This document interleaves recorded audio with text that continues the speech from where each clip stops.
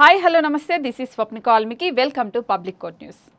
అందరూ అనుకున్న విధంగానే రేవంత్ రెడ్డి కావచ్చు, కాంగ్రెస్ ప్రభుత్వం కావచ్చు, అధికారంలోకి వచ్చిన తర్వాత కేసీఆర్కి అలాగే బీఆర్ఎస్ పార్టీకి చుక్కలు చూపిస్తుంది. వాళ్ళు ఇచ్చిన పథకాలు కావచ్చు, వాళ్ళు అమలు చేస్తామన్న పథకాలు కావచ్చు రద్దు చేసే అవకాశం ఉంటుందని చాలామంది విమర్శిస్తూ వచ్చారు.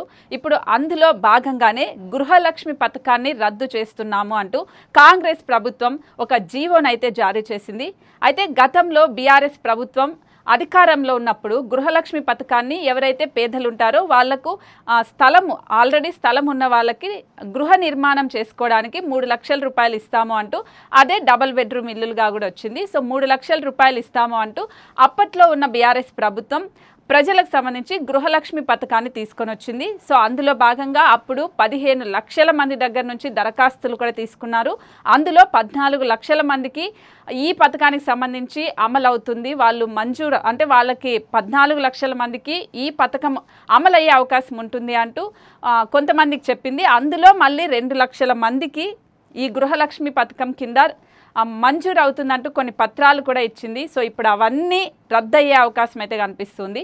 ఎందుకంటే గృహలక్ష్మి పథకాన్ని రద్దు చేస్తూ, అలాగే ముందు ఈ గృహలక్ష్మి పథకానికి సంబంధించి ఎవరైతే లబ్ధిదారులు ఉంటారో వాళ్ళకి ఏవైతే మంజూరు అంటే కలెక్టర్స్ నుంచి మంజూరు పత్రాలు ఇచ్చారో అవన్నీ కూడా ఇప్పుడు రద్దు చేస్తున్నామంటూ కొత్త జీవోని కాంగ్రెస్ ప్రభుత్వం ఇప్పుడు అమలు చేస్తున్నాము అంటూ అభయహస్తం అంటే గృహలక్ష్మి పథకానికి ఇప్పుడు ఆల్టర్నేటివ్గా దాన్ని మారుస్తూ అభయహస్తం అనే పథకాన్ని తీసుకొచ్చారు. అంటే గతంలో ఇది ఇందిరమ్మ ఇల్లు అని ఉండేది. ఆ ఇందిరమ్మ ఇల్లుని కేసీఆర్ బీఆర్ఎస్ ప్రభుత్వం వచ్చిన తర్వాత డబల్ బెడ్రూమ్ ఇల్లు చేశారు. ఇప్పుడు దీన్ని అభయహస్తం అంటూ మళ్ళీ కాంగ్రెస్ ప్రభుత్వం గృహలక్ష్మి పథకాన్ని తీసేసి అభయహస్తం అనే పథకాన్ని తీసుకొచ్చింది. సో అలా ఇందిరమ్మ ఇల్లు ఉన్న దాన్ని మళ్ళీ మార్చి దాన్ని డబల్ బెడ్రూమ్స్ అని గృహలక్ష్మి పథకం అని తీసుకొచ్చారు. దాన్ని మళ్ళీ ఇప్పుడు కాంగ్రెస్ ప్రభుత్వమే అభయహస్తంగా మార్చారు. ఇలా ఒకే పథకం పేరు మారుతూ ఉంది, కానీ నిర్మాణానికి సంబంధించి ఒకేటే దీనికి అమలు చేస్తున్న విధంగా కనిపిస్తుంది. అయితే ఒకటి ముఖ్యంగా చెప్పుకోవాలంటే గతంలో గృహ నిర్మాణానికి సంబంధించి 3 లక్షల రూపాయలు ఇచ్చేవాళ్ళు. అది స్థలం ఇచ్చేవాళ్ళు కాదు, ఆల్రెడీ స్థలం ఉన్న వాళ్ళకి మాత్రమే 3 లక్షల రూపాయలు మంజూరు చేసేవాళ్ళు. కానీ ఇప్పుడు ఎవరైతే పేదలు ఉంటారో వాళ్ళకు స్థలం ఇస్తూనే 5 లక్షల రూపాయలు ఇస్తున్నాము అంటూ కాంగ్రెస్ ప్రభుత్వం మేనిఫెస్టోలో ఇచ్చింది. ఇప్పుడు దీన్నే అమలు చేస్తూ ఉన్న పరిస్థితి కనిపిస్తుంది. అలాగే ఎస్సీ ఎస్టీ వాళ్ళకి సంబంధించి ఇంకా అదనంగా మరో 1 లక్ష రూపాయలు ఇస్తాము అంటూ కూడా కాంగ్రెస్ ప్రభుత్వం చెప్తూ వస్తుంది. మరి ఇది నిజంగానే అమలయ్యే పరిస్థితి ఉంటుందా, అసలు దీన్ని ఎలా దరఖాస్తు చేసుకోవాలనేది కూడా ముందు తెలిసే అవకాశం అయితే ఉంటుంది. ఇప్పుడు ఈ పథకాన్ని రద్దు చేసిన తర్వాత ముఖ్యంగా మహిళలకి ఆల్రెడీ ఎవరికైతే మంజూరై పత్రాలు వచ్చింటాయో వాళ్ళకి మళ్ళీ అప్లై చేసుకోవాలి. కాబట్టి వాళ్ళ లబ్ధిదారులకు వస్తుందా లేదా అనేది కూడా ఇప్పుడు ఒక క్వశ్చన్ మార్క్గా మారిన పరిస్థితి కనిపిస్తుంది. ఎందుకంటే ఇది జరిగి అప్పుడు గతంలో ఉన్న బీఆర్ఎస్ ప్రభుత్వం ఉన్నప్పుడు ఇది అమలైంది కాబట్టి అప్పుడున్న వాళ్ళకి మళ్ళీ ఇప్పుడు ఫస్ట్ నుంచి అప్లై చేయాల్సిన పరిస్థితి వచ్చింది.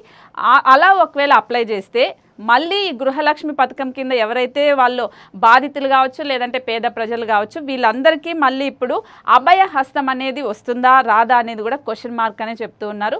అలాగే కొంతమంది ఇదంతా రాజకీయ కుట్రలో భాగంగా వెళ్తుంది, దీనివల్ల పేదలకు వచ్చేది ఏమీ లేదు, అప్పుడు 3 లక్షలు అన్నారు, ఇప్పుడు 5 లక్షలు అన్నారు, ఎవరైనా కూడా ఏ ప్రభుత్వం అయినా కూడా వాళ్ళకు సంబంధించిన లబ్ధిదారులకు మాత్రమే ఇస్తుంది అనేది రాజకీయ విశ్లేషకులు అభిప్రాయపడుతున్న ఒక అభిప్రాయం.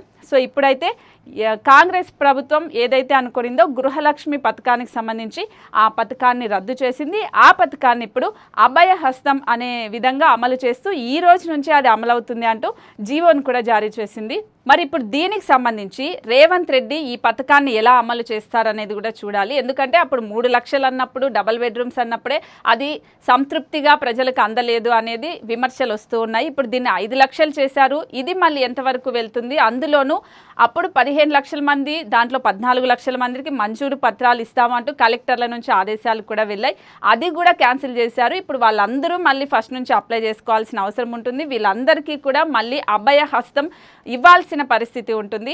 మరి ఈ అభయహస్తం అనే పథకం ఎంతవరకు అమలవుతుంది? గృహలక్ష్మి పథకం రద్దు చేసిన తర్వాత ఈ అభయహస్తం అనేది ఇంకా పర్టికులర్గా వెళ్లాల్సిన అవసరం ఉంటుంది. మరి ఎంతవరకు ఇది ప్రజలకు రీచ్ అవుతుంది అనేది కూడా చూడాలి. సో అందరూ అనుకున్న విధంగానే కాంగ్రెస్ ప్రభుత్వం గృహలక్ష్మి పథకాన్ని తీసేసి మళ్ళీ అభయహస్తం తీసుకొని వచ్చింది. మరి ఇది ఎంతవరకు అనేది రీచ్ అవుతుంది ప్రజలకు అనేది కూడా తెలియాల్సిన అవసరం ఉంది. సో ఇది ఇవాల్టి వీడియో. మరొక వీడియోతో మళ్ళీ కలుద్దాం.